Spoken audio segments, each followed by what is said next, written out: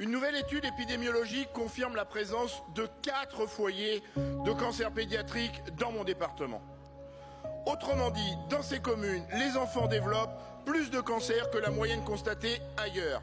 Je parle de Périgny, je parle de Saint-Rogatien, dont la surincidence de cancer pédiatrique est connue depuis 2018, soit 7 ans déjà. Nous pouvons désormais y ajouter Loumeau, Saint-Vivien, proche de La Rochelle, et une zone entre Saintes, Cozes et Sablonceau. Ces villages sont des territoires ruraux, entourés de champs où l'on cultive des céréales à grand renfort de pesticides. Et ces mêmes pesticides, on les retrouve dans les cheveux et dans les urines des enfants, comme le relève une campagne de recherche citoyenne conduite il y a 1 an.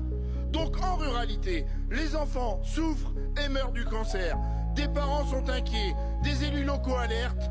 Alors, monsieur le Premier ministre, que répondez-vous aux familles?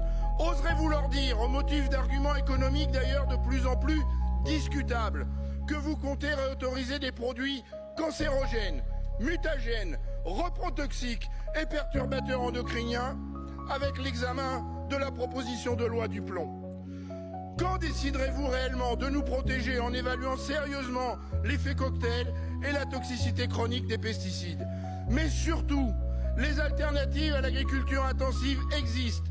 Elles s'appellent agronomie, agroécologie, agriculture biologique, agroforesterie, lutte biologique. On sait faire, les rendements sont là, les résultats robustes. Fort de ces constats, allez-vous encore encourager longtemps l'agriculture passéiste ou faire primer la santé publique et parce que les alternatives crédibles sont solides, convoquer enfin le principe de précaution? L'enseignement de ce nouvel épisode effroyable, c'est que nos enfants nous accuseront et que plus jamais nous pourrons leur dire que nous ne savions pas.